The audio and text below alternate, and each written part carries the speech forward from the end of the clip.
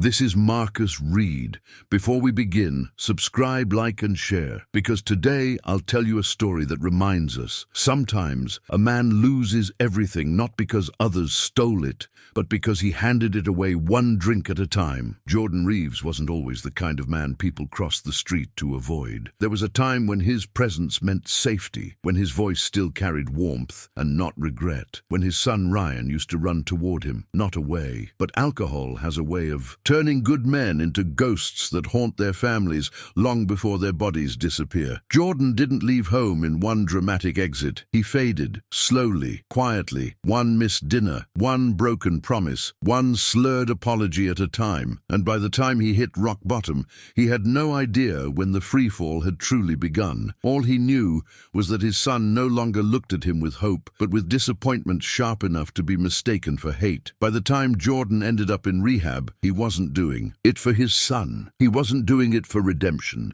He was doing it because for the first time in his life, he realized he didn't just hate what he had become. He feared it. Sobriety didn't come with applause or forgiveness. It came with silence. A silence filled with what he had said when drunk, what he had blurted out when angry, and how he had looked into the eyes of a boy who had called him Dad with pride, before learning how to say the same word through clenched teeth. Rehab didn't heal him. It stripped him, forced him to face his reflection, forced him to accept that staying clean meant waking up every day to the sound of everything he'd lost, and still choosing not to drown again. When Jordan was discharged from the clinic, he carried only a small suitcase and a faded name tag, as if it were proof that he had survived something that nearly killed him without actually needing a coffin. The world outside seemed noisier than he remembered, not because he had changed, but because he was now sober, and sobriety amplifies everything, including guilt. The cold morning air hit his face like a kind of silent baptism. He didn't know where to go first. He no longer had a home, no job, no say in anyone's life, especially Ryan's. But he carried an address he never forgot, even when his memory was a drunken blur: the old house where his son lived with his mother, Emily. He couldn't bring himself to show up unannounced, so he spent the first few days in a silent shelter, sleeping on a bunk bed that creaked every time he shifted, as if even the metal itself was judging his past. Every night, he repeated the same phrase to himself: "I'll try. Even if he hates me, I'll try." Before facing Ryan, Jordan went to a simple, inexpensive restaurant on the dimly lit side of town and ordered just a coffee. Not because he was hungry, but because he needed a place to think and organize words he'd never been able to say sober. Every sip was a question. Will he listen to me? Will he reject me in front of everyone? Will he pretend he doesn't know me? The last question hurt the most, because there was a real chance his son wouldn't even acknowledge him as part of his story. As he watched the steam rise from the cup, Jordan tried to imagine what Ryan was like now, almost 18 now, probably taller, more distant, perhaps filled with pent-up anger and silence. The image of his son screaming at him to leave years ago still burned in his mind like a wound that never healed. Back then, Jordan was so drunk he couldn't even remember the entire argument, but he remembered the look in Ryan's eyes, the look of someone losing a father, but feeling compelled to learn to live without him. Now Jordan needed to find out if there was any space, even a tiny one, to try to be seen again, not as a ready father, but as a man trying to no longer run from who he had become. Jordan didn't go directly to Ryan's house. He knew knocking on that door without warning would be like throwing an emotional grenade at someone who might have found stability away from him. So he decided to go to the school where he thought Ryan attended, just to watch from afar. It was early afternoon when he saw students trickling out of the gates. Jordan stood across the street, his hands trembling slightly in the pockets of his worn jacket. When he finally saw his son, he nearly gasped. Ryan was taller, his face carrying a firmness it hadn't had before, as if he had grown too quickly to survive. Abandonment. He wore headphones and walked with purposeful strides, his gaze steady and distant, and it made Jordan understand a silent truth. Ryan had learned to walk without ever looking back. He stood still, watching, as if standing before someone who had not only grown, but evolved away from him. Jordan took a step forward, but stopped. He realized that reappearing like this would be selfish. It wasn't time to be seen yet, but he needed, somehow, to let Ryan know that he was no longer missing out of shame or escape, but present, albeit on the outside of his life. That night, Jordan wrote a letter, not a long statement, asking for forgiveness, as if expecting immediate redemption. He knew a letter wouldn't erase nights when Ryan cried over a drunken father who forgot birthdays and ruined dinners with words spit between bottles. The letter was simple. Ryan, I'm clean. I'm not here to ask you to accept me because I know I'm still the wound, not the scar. I just want you to know that I still exist and that I'm trying to be someone you can look at without shame. I'll be at the garage near the train station working with Mr. Willis. If you ever want to talk, I'll be there, even if just for a few minutes. Jordan. He folded the paper carefully and dropped the letter in the mailbox of the house where Ryan now lived with Emily. When he stepped back onto the sidewalk, he stood there for a few seconds, staring at the house from afar, remembering nights when that same door would open to welcome him before alcohol became his only companion. Now, all he could do was wait, and the pain of knowing that Ryan might read it and still choose never to show up. When Emily found the letter in the mailbox, she didn't open it immediately. She recognized the handwriting as soon as she saw the name Ryan. Her fingers trembled slightly, not out of fear of Jordan per se. He was no longer a physical threat, but out of fear of what the letter might evoke in her son. That night, she left the envelope on the kitchen table without saying anything. Ryan arrived later, put his backpack down, and noticed the envelope almost instantly. When his eyes caught the signature, his body stiffened. Emily tried to say something, but he simply held up the letter with 2 fingers, as if it was something dangerous, and said, "Is he back?" She replied cautiously, "I don't know what he wants." Ryan was silent for a few seconds before taking the envelope to his room. He didn't open it. He placed it on his desk and stared at it for long minutes, feeling a surge of anger and something harder to admit, fear of feeling something beyond her, because even after everything, a small, unwanted part of him had wondered, at some point in the last few years, where Jordan was, and if he would ever return. Ryan finally opened the letter late at night, the lamplight casting harsh shadows across his face. Each word seemed carefully written so as not to force forgiveness, and that bothered him even more. He'd expected something dramatic, tears in the form of ink, a pathetic plea, but Jordan asked for nothing more than the chance to exist as a sober person. The part that hit him the hardest was, "I'm still the wound, not the scar." Ryan squeezed his eyes shut, remembering nights when his father would come home staggering, breaking things, apologizing the next day as if the hangover would wash everything away. He threw the letter onto the bed with force but didn't tear it up. He slept poorly that night, not out of anger, but because now a decision hung over him like a weight: ignore Jordan completely, or face him and tell him face to face that there was still no room for him to try to start over. Ryan didn't go to the workshop the next day, or the day after that, but the presence of the letter in his room was like a constant buzzing in his head, reminding him of something he never asked to carry, but carried nonetheless: the influence of an absent father who still shaped some of his insecurities. 3 days later, over breakfast, Emily asked him carefully, "Are you going to talk to him?" Ryan continued stirring his cereal without looking at her.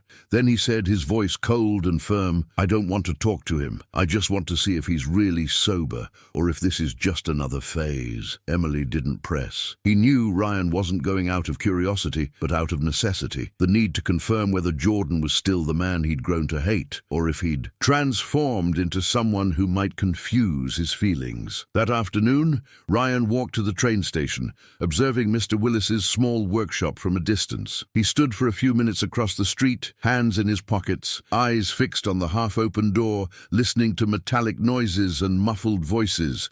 His heart was beating fast, not from fear of what might happen, but of what he might feel. Jordan was inside, concentrating on changing a part, when he heard footsteps approaching. He didn't get up immediately. He didn't want to appear too anxious, but something in his chest tightened, as if his soul recognized the presence before his eyes. When he turned, he saw Ryan standing in the doorway, expressionless, his arms crossed. For a second, Jordan didn't know what to do with his hands, whether to drop the wrench, wipe away the sweat, or say something. But Ryan spoke first. "Are you really sober? Or is that just another lie you'll use as an excuse when you fall again?" The question was like a blade, but Jordan didn't dodge. He placed the tool on the workbench and replied firmly, "I'm sober, and I'm not going to ask you to believe that just because I said so." Ryan didn't enter or leave. He just stood there, as if assessing every micro-expression on his father's face.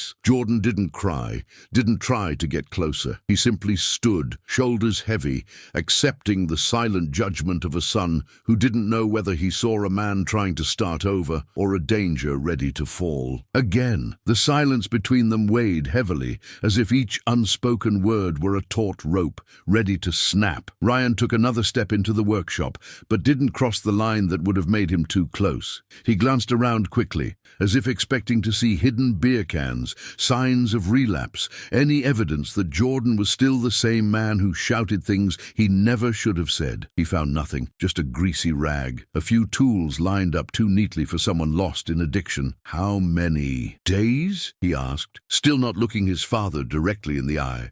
Jordan took a deep breath. 7 months and 13 days. Ryan laughed dismissively. "You used to count that way too, when you only lasted a week, before you went back to drinking, like the world owed you something." Jordan nodded slowly. "I know, and maybe you think this is just another one of those short phases, but this time, I know what happens if I go back to drinking. I lose any chance I have left, even if it's a tiny one." Ryan narrowed his eyes. "What chance?" Jordan answered without hesitation. "The chance of you looking at me and not feeling ashamed." The words hung in the air. Ryan looked away quickly, as if that sentence had struck a chord he didn't want to admit existed within him. He walked slowly to the counter and ran his fingers over a screwdriver without actually touching it. "You always talk nicely after you mess up," he said, his voice breaking only at the end, as if he were irritated with his own body for allowing him to feel. Jordan kept his voice calm, not trying to play it cool. "I don't want to talk nicely. I just want to tell the truth, and be here long enough to prove it." Ryan looked at his father directly then,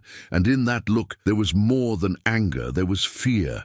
Fear that Jordan had truly changed.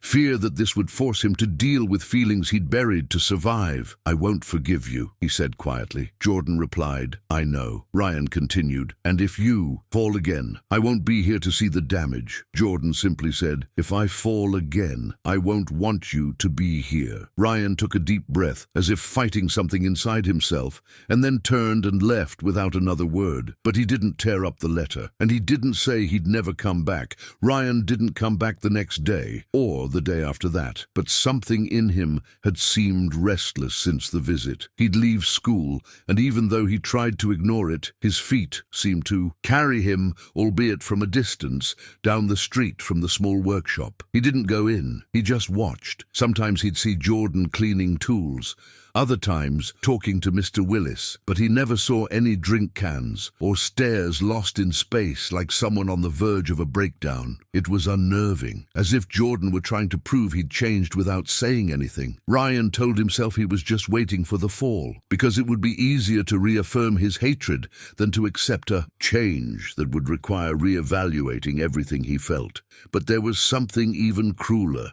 The small part of him, the same part that remembered Jordan being a father before he became an alcoholic, wanted to believe, and that part made him furious. A week later, Ryan walked into the workshop again, but this time without saying anything abruptly. He just stood near the entrance, as if testing how far Jordan would dare speak to him uninvited. Jordan noticed his presence, but didn't react with excitement or anxiety like someone desperate for a second chance. He simply wiped his hands on a cloth and said calmly, "There's water in the corner if you want it." Ryan didn't answer, but he didn't leave either. He watched Jordan work for a few minutes, the silence acting almost like an interrogation. Jordan explained the problem with an old manual transmission to Mr. Willis, not trying to be impressive. He simply spoke with practical knowledge, and Ryan found himself remembering, despite himself, the time as a child when he used to sit next to his father while he fixed things around the house, listening to explanations he didn't understand at the time,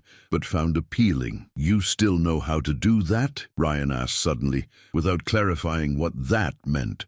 Jordan didn't pretend not to understand. Being a decent father, I'm still learning, but I'm trying not to run away this time. Ryan didn't answer, but he didn't leave immediately either. Instead, he leaned against one of the beams and stood there until the sun began to set, unaware that little by little he was no longer watching with just hatred, but with a silent doubt. In the days that followed, Ryan returned to the workshop more often. He never said he was going to see Jordan. He always justified it to himself with phrases like, "I just want to see how long he can last before he breaks down," or "I want to be there to see the lie end." But at the same time, there was something quiet that kept him coming back, the strange calm that existed there. Jordan never tried to initiate intrusive conversations. He didn't ask about school. He didn't try to bring up the past. He didn't say, "I'm sorry," over and over, like someone trying to buy forgiveness with rehearsed regret. He just said, "Hi,"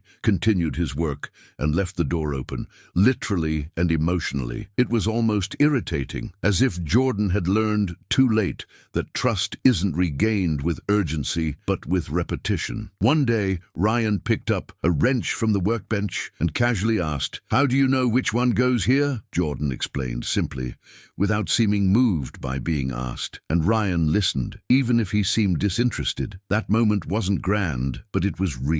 And in the process, Jordan realized that the reconciliation began not when Ryan agreed to listen to him, but when he started asking questions of his own. One cold afternoon, while Jordan was adjusting a piece, Ryan, sitting in a corner, asked quietly, "When did you know you needed to stop drinking?" Jordan paused for a moment. He could have said several things.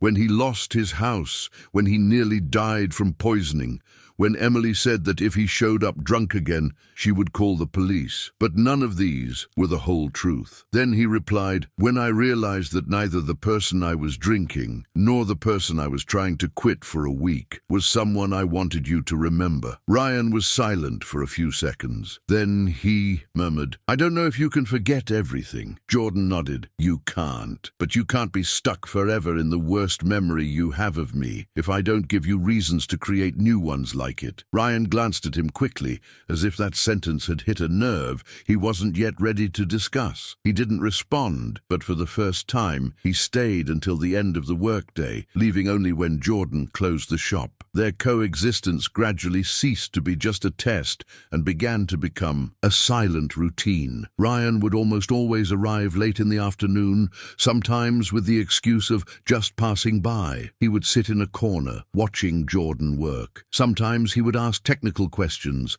as if to gauge whether Jordan was really trying to build something new or just pretending. But something was changing imperceptibly. Ryan's shoulders began to relax. His arms stopped constantly crossing like a physical barrier, and at times he seemed to hear not only his father's words, but also the silence between them. It was strange. He still told himself he was only there to confirm that Jordan was still an emotional time bomb, but each day that passed without an explosion made that justification more fragile. The hatred, once so firm, began to wear away in the slow friction of coexistence. What remained was something Ryan couldn't yet name. Perhaps fear of being disappointed again. Perhaps longing for something that was never complete, but once existed. One night, after leaving the garage, Ryan walked home with his hands in his pockets and his head full. The street was silent, lit only by the old streetlights that cast long shadows on the ground. He thought of all the bad memories of Jordan, the screams, the broken dishes,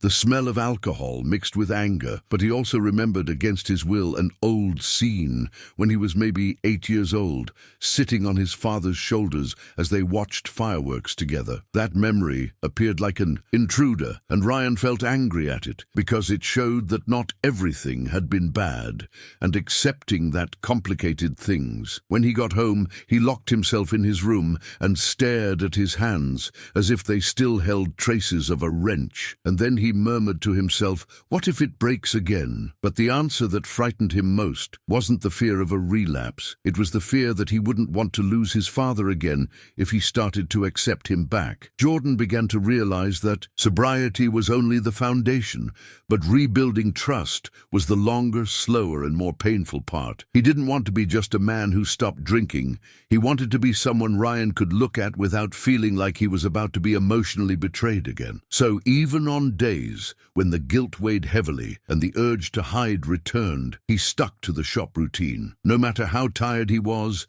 he still arrived early, completed tasks, and maintained a respectful silence when Ryan showed up. Sometimes his son simply watched. Other times he asked short questions. Jordan answered each one as if he were paving a road, not to get there quickly, but to ensure he would last. Sometimes, when Ryan looked at him with less suspicion, Jordan felt a strange warmth in his chest. It wasn't happiness. It was hope he tried not to let build too quickly, lest he become frustrated later. Still, it was something. A rainy afternoon changed the dynamic for a moment. The shop was nearly empty when the city's power went out. The room was half dark, and the rain pounded hard on the tin roof, creating a constant melancholy sound. Ryan sat there, silent as usual. When the light went out, he became visibly restless, not from fear of the darkness, but from old memories of nights when Jordan, drunk, would scream during blackouts, as if the darkness were permission to become a monster. Jordan sensed his son's tension and said calmly, "We can wait inside. The rain will pass." Ryan didn't respond, but he didn't run away either. That moment, simple and unspoken,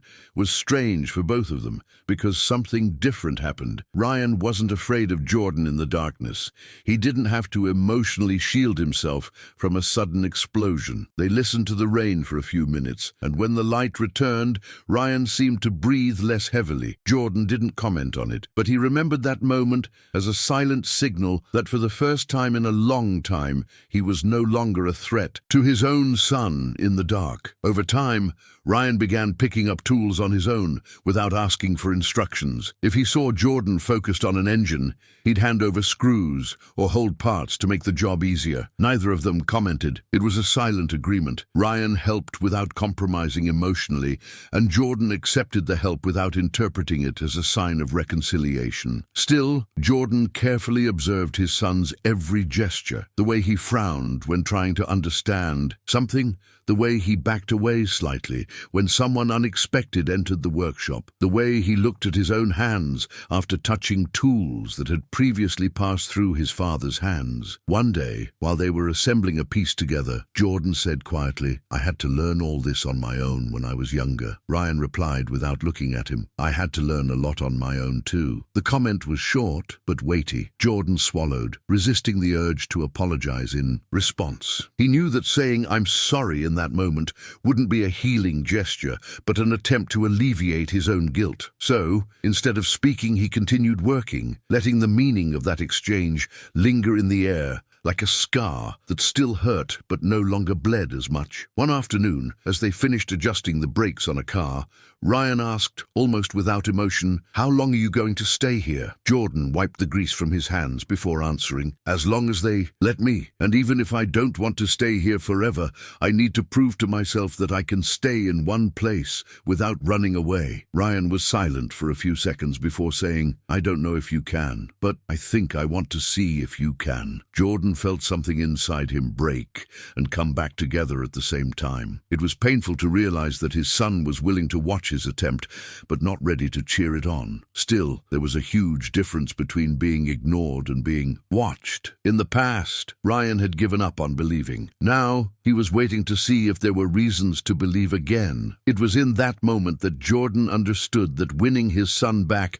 wouldn't mean receiving a declarative pardon, but rather continuing to be watched every day without giving him new reasons to be hated. The unexpected test came one Friday night, when Mr. Willis decided to close the shop late and suggested everyone go to a nearby bar to relax a bit. Jordan hesitated. Ryan was there, sitting against the wall as he finished cleaning a piece. The invitation hung in the air with a silent weight. Mr. Willis, who knew of Jordan's past, tried to ease the tension by saying, "There's soda there too, man, just to talk a little." Jordan knew he shouldn't fear the place itself, but rather what it represented. Vivid memories of nights fights that began with, "I'll just have a drink," and ended in chaos. He glanced quickly at Ryan, not expecting approval, but perhaps checking to see if that look carried judgment or doubt. Ryan, in turn, crossed his arms and simply watched. Jordan then took a deep breath and said calmly, "I'll pass. I'll close up here and then go home." Mr. Willis didn't insist, just nodded understandingly. When the others left, Jordan remained gathering tools. Ryan remained silent for a few minutes before saying, "You used to say you could go without drinking." Jordan replied, "Back then, I said that because I wanted to prove to others that I had control, even when I was already losing it." Ryan gave a soft,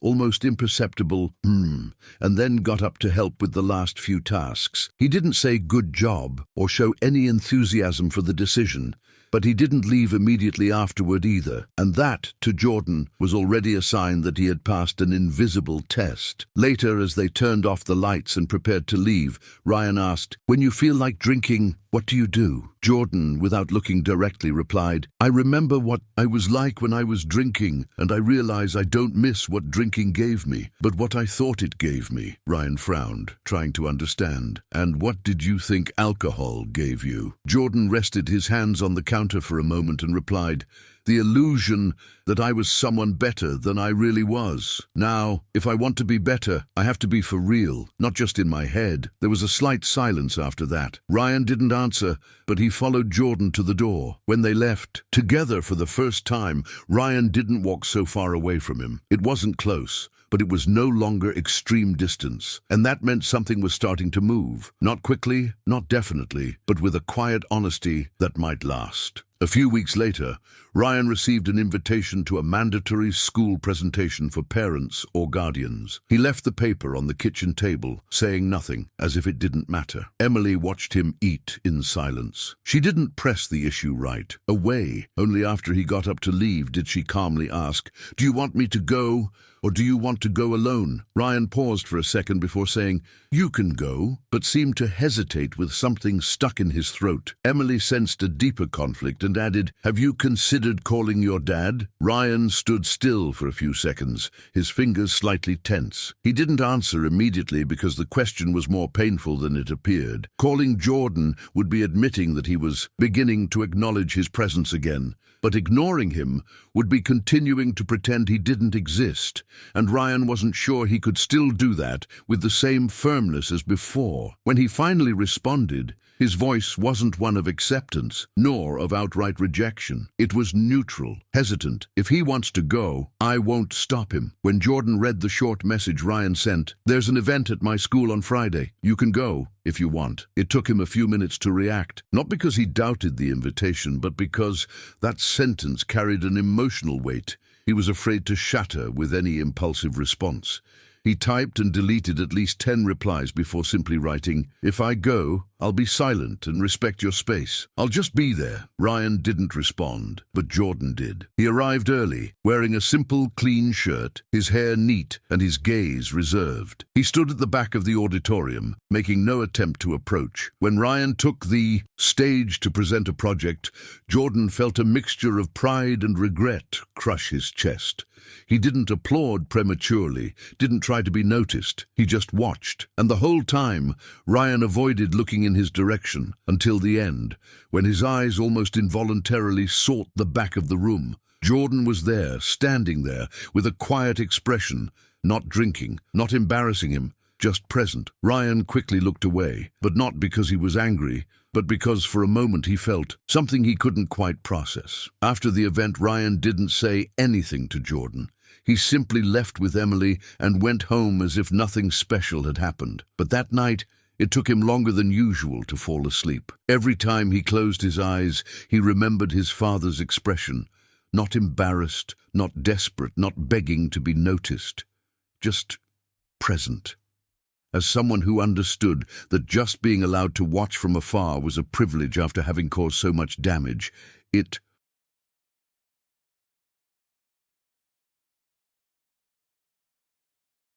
bothered him because it contradicted the image of Jordan that Ryan had kept alive to justify his withdrawal. The father from before had been explosive, self-destructive, unpredictable. The man who had been in the auditorium was completely different. Steady, quiet, collected, maybe even worthy of being there. But admitting this would create an internal danger. If Jordan had truly changed, Ryan would have to face the fear of getting close and suffering again. And sometimes it's more comfortable to hate a ghost than to learn to live with a survivor. The next day, Ryan showed up at the workshop earlier than usual. Jordan, seeing him at the door, simply waved a silent "good morning." There was no change in his demeanor, no attempt to comment on the event, no overt pride. This made Ryan uncomfortable and, at the same time, strangely relieved. He walked up to the workbench and asked casually, "Are you going to be working here for long?" Jordan replied, "As long as Mr. Willis wants me to."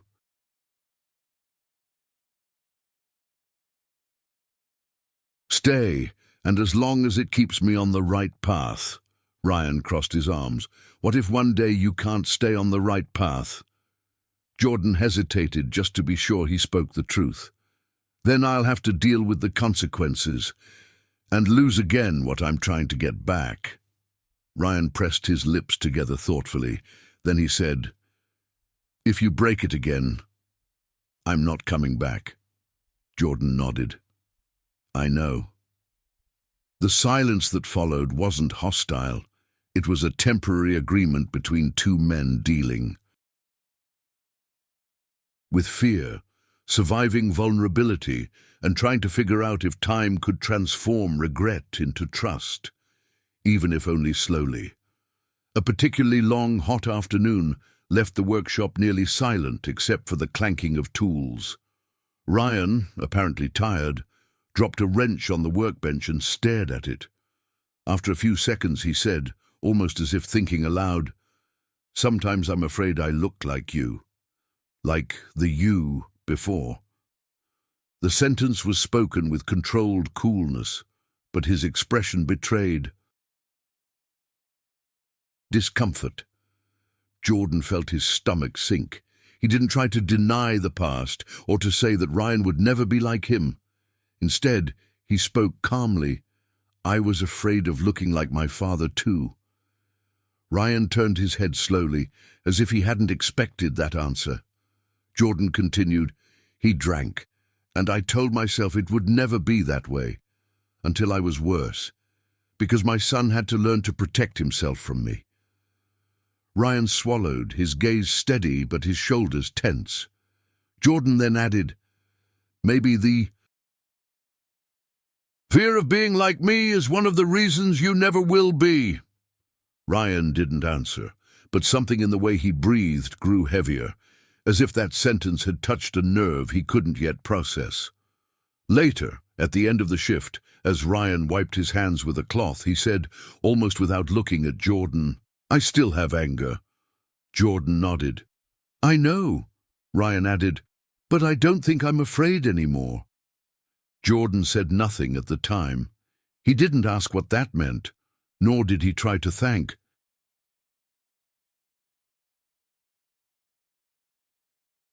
him.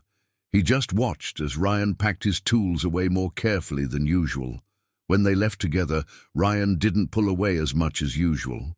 And as they walked side by side for a few meters before parting ways, Jordan realized that at that moment he didn't need to hear, "I forgive you," because the fact that Ryan said he was no longer afraid meant that little by little he was beginning to believe that Jordan could stay sober, not just from alcohol, but from the worst version of himself.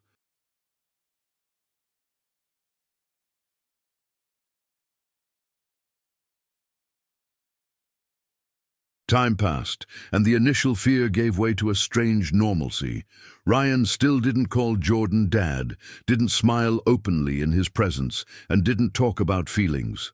But now he corrected Jordan on technical details, disagreed with rote ideas with firm arguments, and sometimes even shared small things about his day. Never big things, but fragments. As if he were slowly testing whether Jordan was stable enough to carry parts of his routine without destroying them.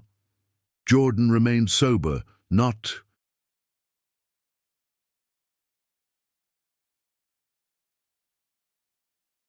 just in his body, but in his posture. He didn't try to rush anything, didn't force hugs or memories, he just stayed. Sometimes after Ryan left, Jordan would sit alone, thinking how strange it was that living together now hurt less than the memories. Maybe because there was a future now, even if not guaranteed, unlike before, when everything was just relapse and loss. One day, while Jordan was sorting some clothes late in the afternoon, Ryan appeared with 2 drinks, non-alcoholic. He set one on the counter and simply said, "It's just soda, don't get carried away." Jordan held the bottle for a few seconds before opening it, as if that simple gesture were an invisible milestone. They drank in silence for a while until Ryan said, "I don't know if I'll ever be able to say I trust you, but I think I'm starting to believe what I'm seeing." Jordan took a deep breath. He didn't smile. He didn't cry. He simply replied, "You don't have to trust now. You just need to feel like you can look at."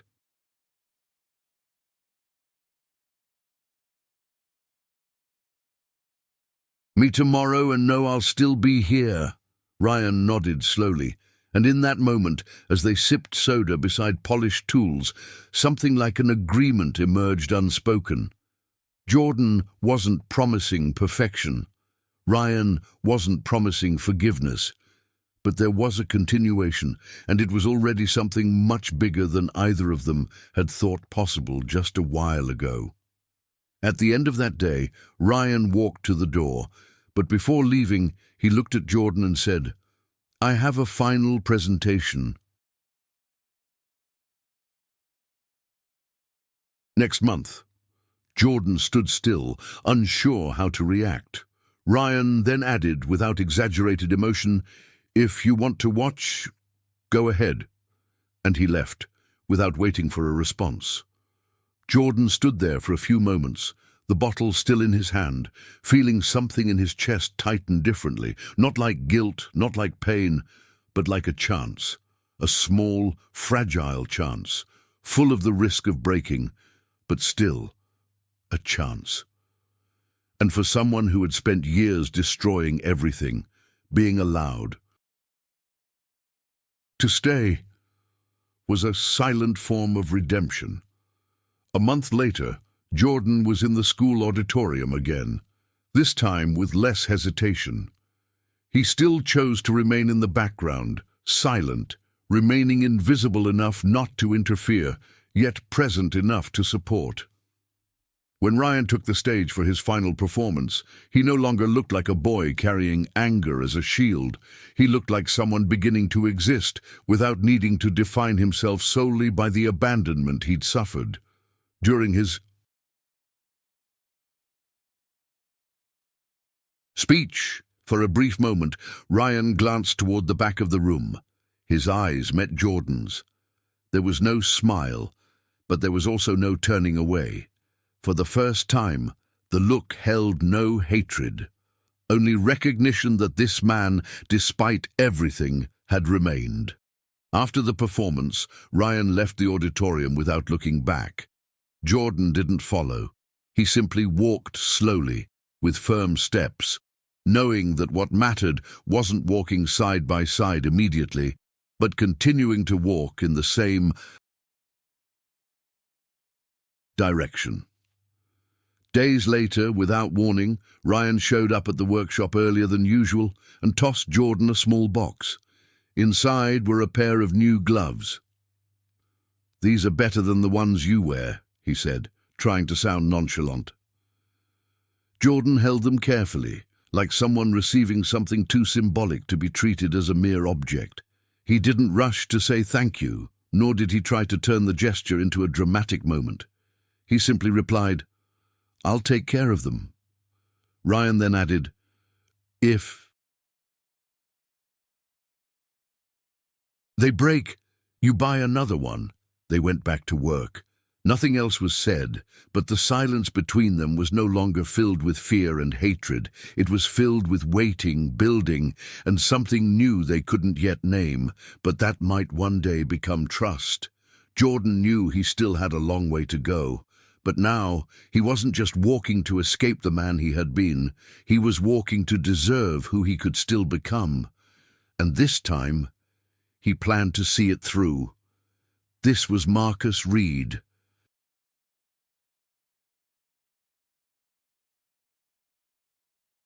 And sometimes, redemption isn't about being forgiven. It's about becoming someone who's worth being trusted slowly, one day at a time.